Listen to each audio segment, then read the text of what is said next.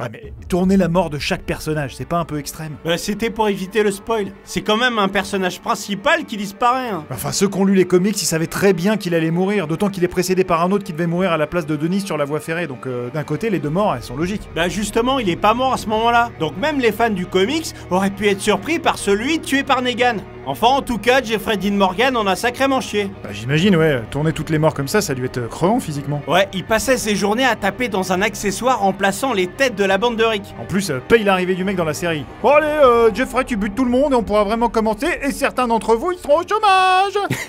Dur. C'est clair. Allez, bonjour à tous et bienvenue dans Fort Accord, votre analyse d'après-série en compagnie de Michel, le spécialiste technique de l'émission. Bonjour Michel. Bonjour Michel, un code mal traduit, un gentil zombie, rien ne m'échappe. Et cette semaine Michel? Walking Dead saison 7. Je vais te tuer. Quoi? Qu'est-ce qu'a dit la victime? Allez, baisse les yeux, Ricky. Voilà, c'est mieux. Bon allez, on commence avec l'épisode 1. Ah bah étonnant. N'est-ce pas? Regardez Michel. Pause. Donc Rick vient d'éclater la tronche d'un zombie sur le camping-car. Plus le temps passe, plus ils ont l'air faciles à tuer. C'est curieux quand même ça. Ouais, c'est clair, mais c'est parce qu'ils sont plus la menace majeure aussi. Enfin bref, on peut voir ici à gauche de la porte qu'il n'y a pas de sang, pas d'éclaboussure, rien. C'est tout propre quoi. Voilà, mais si je refais lecture... Oh, il est vraiment immonde ce zombie. Ouais, il fout la gerbe. Enfin bref, juste... Ici, de grosses traînées de sang sont apparues partout. Alors qu'aucun zombie n'est mort à cet endroit. En effet, Michel. Passons maintenant à l'épisode 3. Ah bon, on fait pas le 2? Non, il y avait rien d'exceptionnel. Écoutez, je sens que ça va vous plaire. Oh non, non, non, par pitié, pas Easy Street, pas cette musique là. Vous aimez pas? Oh mais moi je la trouve vachement relaxante. Oui, mais vous êtes un psychopathe, Michel. J'ai eu beau chercher, j'ai pas encore trouvé un moyen efficace de vous torturer. C'est parce que je suis psychologiquement indestructible. Enfin, psychologiquement débile surtout. Bref, gardez-moi les mots doux pour plus tard. Le problème avec cette musique, c'est que la timeline de la série n'a pas encore atteint l'année 2016. Ah bah oui, et la chanson Easy Street date de novembre 2016. Exactement, mon bon Michel. Et maintenant, on passe à l'épisode 4. Regardez. Pause. Vous connaissez un peu le morse, Michel? Bah, disons que je sais juste faire SOS au cas où vous décideriez de me séquestrer dans le studio. Vous êtes mignon. Vous croyez vraiment que vous aurez une fenêtre? Quoi? Bon, en tout cas, il y a une erreur sur ce tableau. On peut voir que le A et le N sont identiques, ce qui est impossible. Ah ouais, ou très mal pensé. Mais alors lequel est correct? Le A, un point et une barre. Sauf que le N, c'est l'inverse. Et c'est là l'erreur. Regardez ce tableau. Ah ok, donc N en fait c'est une barre et un point. Et d'ailleurs, vous saviez qu'il y a une théorie qui pourrait expliquer pourquoi ils ont ce tableau dans la maison? Ah non, quoi? Ah bah, attendez, c'est énorme. Dans ce même épisode, il y a Daryl qui revoit Rick depuis longtemps. Attendez, j'avance un peu, voilà, c'est juste là.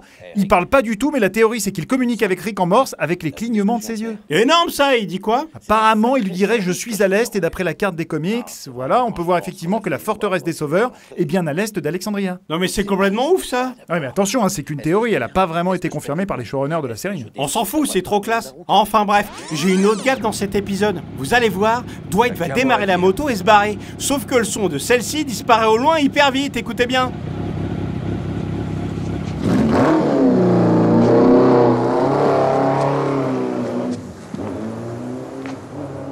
Personne n'est mort en fin de compte. Ah ouais, c'est pas très logique ça. À moins qu'il roule à 130 au démarrage, on devrait l'entendre plus longtemps. Exactement. Passons maintenant à l'épisode 5, regardez. T'es pas censé faire d'efforts. C'était pas fatigant. Pause. Ici, Maggie tient une louche. Ouais, d'accord. Mais si je refais lecture... Et c'était pas la première fois.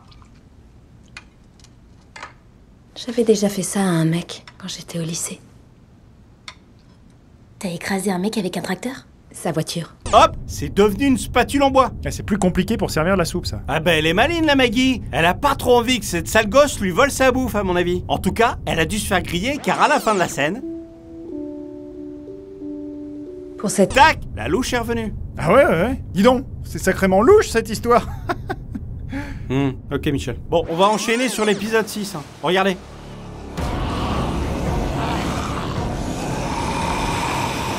Pause. Là, les zombies sortent à peine du sable, mais on en a un qui se promène tranquille juste ici. Ah ouais, bizarre. Le plus bizarre, c'est que juste après...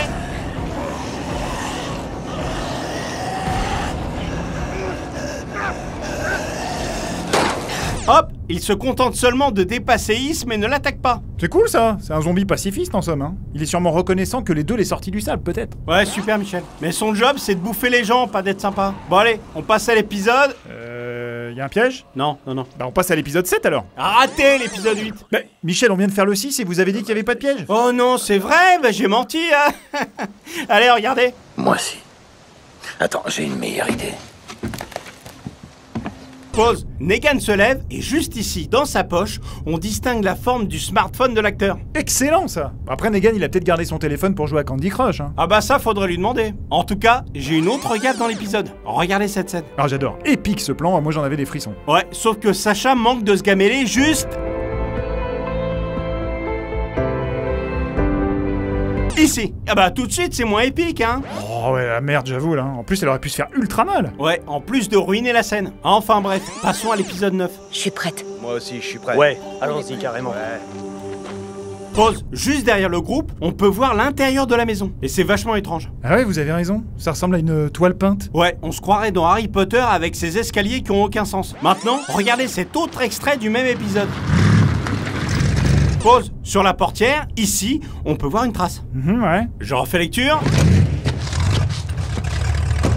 Oh Rick, si Daryl montre le bout de son nez, d'ici quelques jours, La trace a disparu. Vous êtes sûr? Parce que c'est peut-être sa main qui la cache, non? Non, non, regardez. d'ici quelques mois, ou même d'ici quelques années, je veux que tu saches qu'il n'y aura jamais prescription pour lui après ce qu'il vient de faire. Range pas ta hache tout de suite. Tu seras content de l'avoir si jamais il se repointe chez vous. Et ça se finira pas aussi bien qu'avec ton morveux. Pause. Là, c'est très clair. Ah oui, en effet. Et juste après, Simon fait bien une trace. Hop. Donc la trace de tout à l'heure, c'était à cause des prises précédentes? Voilà. Passons maintenant à l'épisode 10. Nos amis ne sont pas si seuls qu'ils le pensent. Regardez.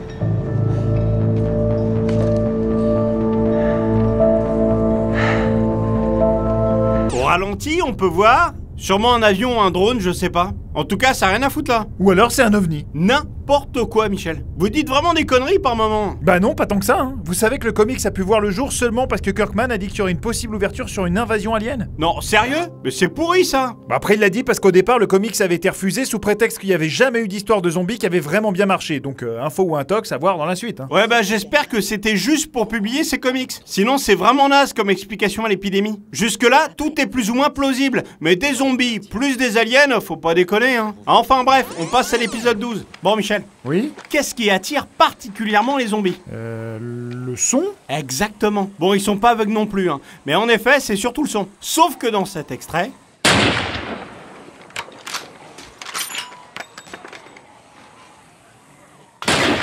Alors là, faut m'expliquer. Hein. Michonne tire je sais pas combien de coups de feu, mais les zombies n'en ont strictement rien à carrer. Ah ouais, c'est clair, hein, ils tournent même pas un peu la tête. Ouais, ni vers Michonne, ni vers le stand de tir. En tout cas, elle tire sacrément bien. Ouais, ça va. D'ailleurs, les deux idiotes, Sacha et Rosita, devraient en prendre de la graine. Regardez cette séquence de l'épisode 14.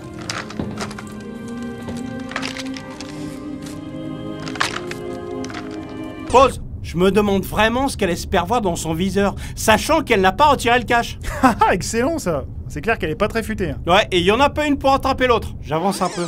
Regardez. Hop, le cache est toujours là. Oh là, c'est moche. C'est ce qui arrive quand on confie le travail des hommes à des femmes. Ouais, d'ailleurs, s'il y a une apocalypse zombie, je vous donnerai pas de flingue, Michel. Hein. Ça veut dire quoi, ça? C'est ça, mariez-vous. Bon, je finis avec le dernier épisode. Regardez.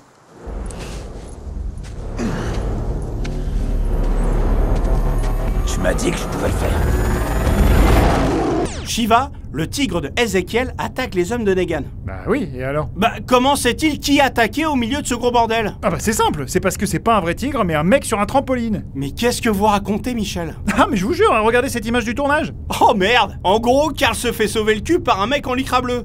Ouais, tout de suite, c'est moins classe. Enfin, pour en revenir à votre gaffe, là, le tigre est pas vraiment censé savoir qui attaquait, en effet, vous avez raison. Ouais, disons qu'à part Ezekiel et ceux qu'il connaît un peu, il pourrait très bien bouffer n'importe qui. En tout cas, j'ai terminé. Toi, t'es vraiment unique en ton genre. Merci mon pote, on se fait une bouffe quand tu veux. Ciao mon canard. Vous avez vraiment des fréquentations discutables, Michel. Bon, c'est la fin de cette émission, on se retrouve la semaine prochaine pour un nouveau Faux Raccord. Et j'aurai du lourd, du très très lourd. Michel, vous m'avez impressionné aujourd'hui. Ah bon, pourquoi? Toutes ces anecdotes là, ça fait bim bam bam bam, incroyable. Oh, c'est gentil, mais ouais, je dois dire que j'ai pas mal potassé. D'ailleurs, est-ce que vous saviez que dans l'épisode... Non mais ça va là, je vous ai déjà fait un compliment. Pas besoin de continuer à vous pavaner. Hein. Ah bah putain Michel, c'est toujours un plaisir de travailler avec vous. Hein. D'ailleurs, si ça vous tente d'enfiler un lycra, on fait une petite vidéo ce week-end avec des collègues et on aurait bien besoin de quelqu'un pour doubler le marcassin garou du film. Vous avez pas un autre rôle? Ah bah non, vous collez parfaitement aux proportions de la bête, hein. Ça serait dommage de s'en passer. Bon ok, mais vous promettez de pas poster ma photo en lycra sur Twitter. Hein. Ah bah promis Michel, promis. Retrouvez cette série à regarder chez vous sur notre nouvelle application Allocinéum, disponible sur smartphone et tablette.